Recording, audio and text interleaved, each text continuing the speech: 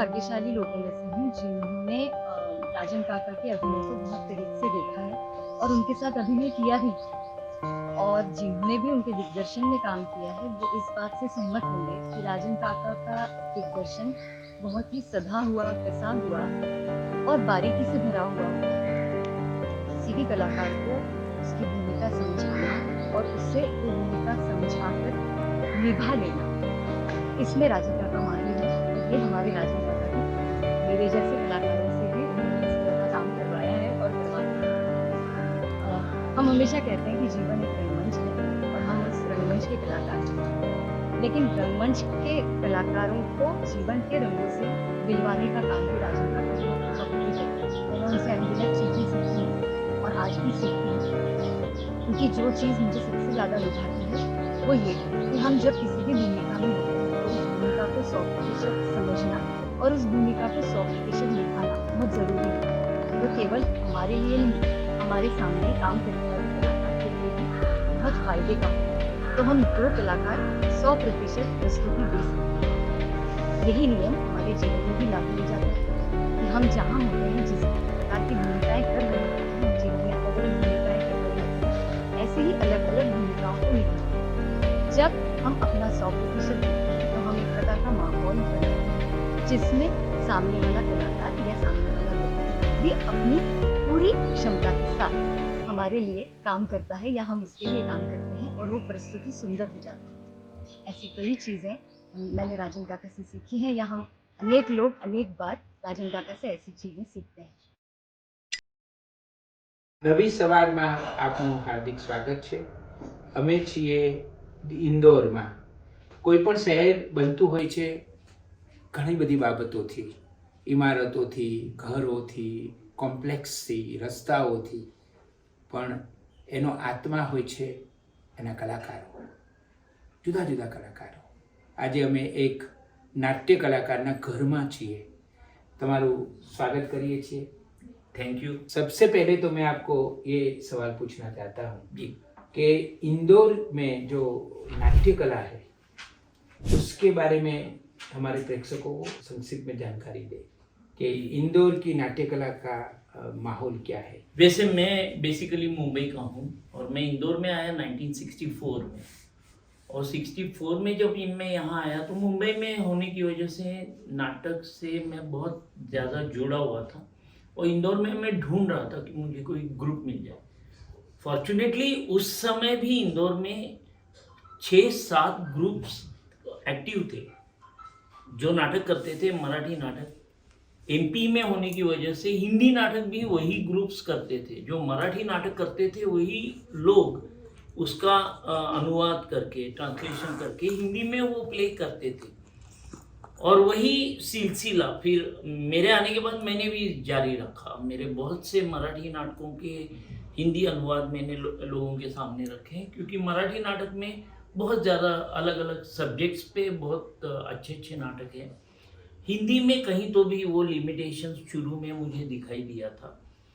अब हालांकि हिंदी में भी बहुत अच्छे अच्छे नाटक आ रहे हैं।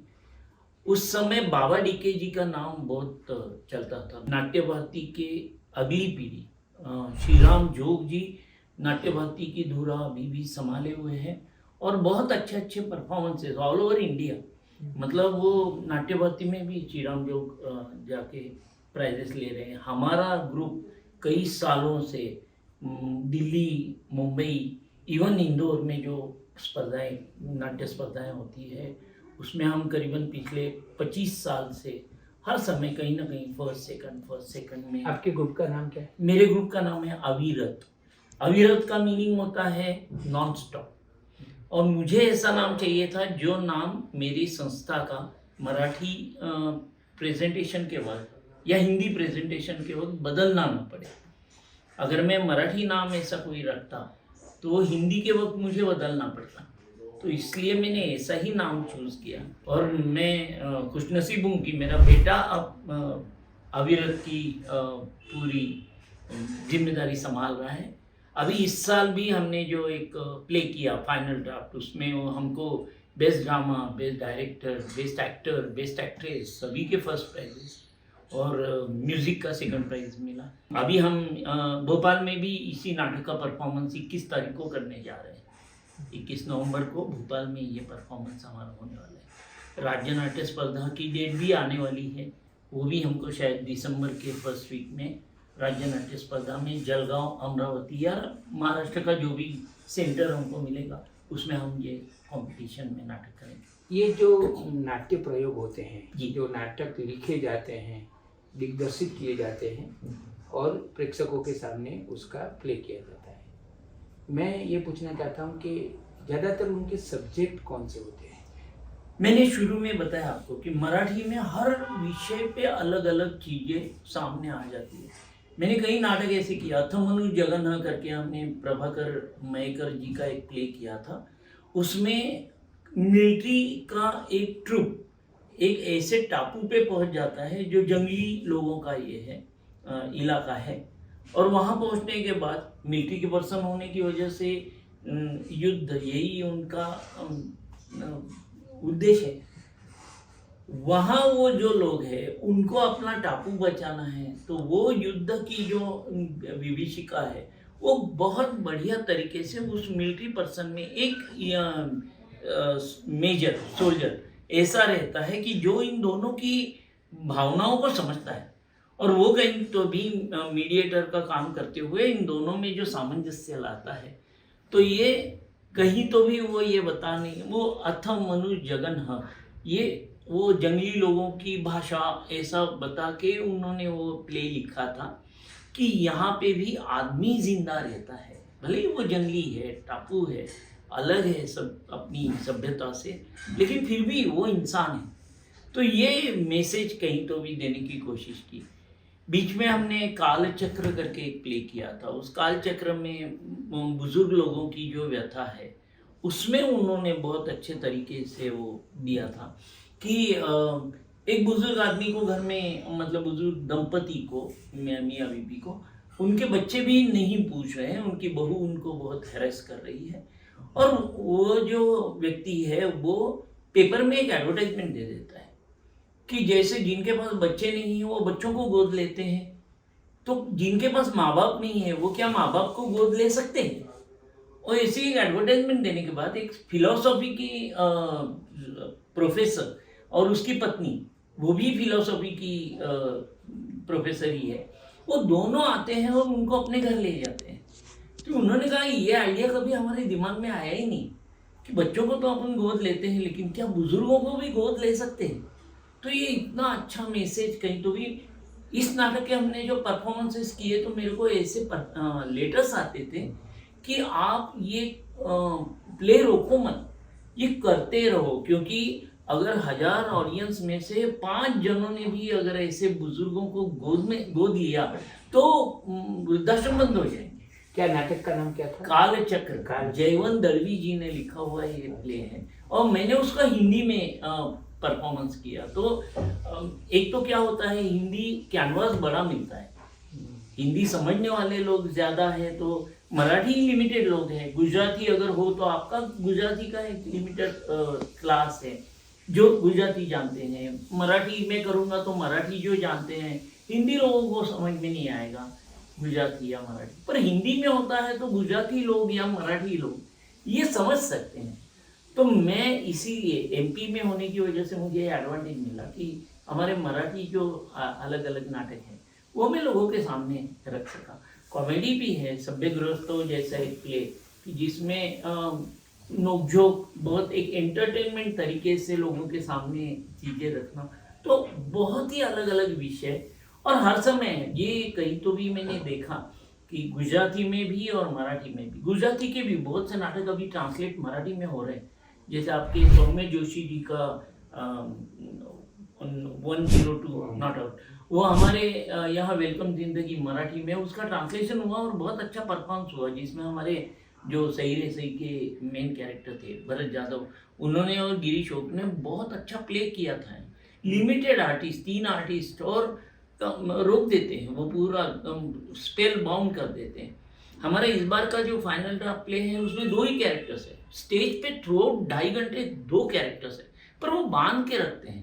तभी तो ये first prize, first actor, first actress, first director, ये कहीं तो भी उसकी ही मतलब ये राइटिंग का क्रेडिट है ही।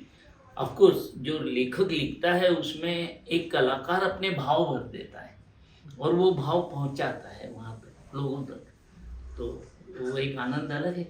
और इसीलिए अलग अलग विषय करने की वजह से मैंने सही रे सही छोड़ने का रीज़न यही था, क्यों मोनोटोनी मुझे तकलीफ देने लगी। बीइंग एन आर्टिस्ट हमको कुछ क्रिएटिव चाहिए, कुछ नया चाहिए, लोगों को भी कुछ नया चाहिए। ऑफ कोर्स जो चीज़ आपको लोगों के सामने है उनको अच्छी लग रही है इसलिए कंटिन्यू की है, पर कितना कंटिन्यू करेंगे, मतलब कहीं तो भी आपका सेटिस्फेक्शन उसमें दब जाता है लोगों के सेटिस्फेक्शन के लिए। हमको दोनों का सेटिस्फेक्शन चाहिए, इस बार कुछ अलग दिया, अगली बार कुछ अलग दिया, लोगों की क्यूरियोसिटी बढ़ती जाती है कि इस बार क्या ला रहे हो आप, इस बार कौन सा प्ले कर रहे हो, इस बार का जॉनर क्या होगा, इस बार की स्टाइल क्या होगी, इस बार तुम्हारे एक्टर्स कैसे होंगे।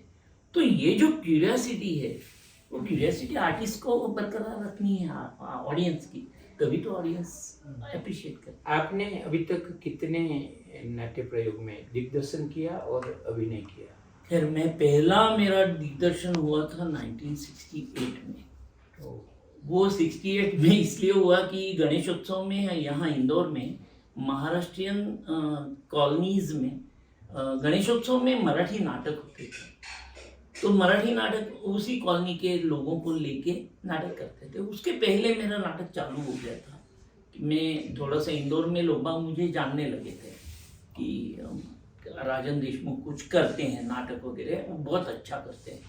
तो मेरे कॉलोनी के कुछ लोग आके उन्होंने मुझे रिक्वेस्ट की कि आप गणेशोत्सव का नाटक डायरेक्ट कीजिए। मैंने कहा भाई मैं तो एक्टिंग करता हूँ, मेरा डायरेक्टर अलग है, पर मैंने अभी तक डायरेक्ट नहीं किया है।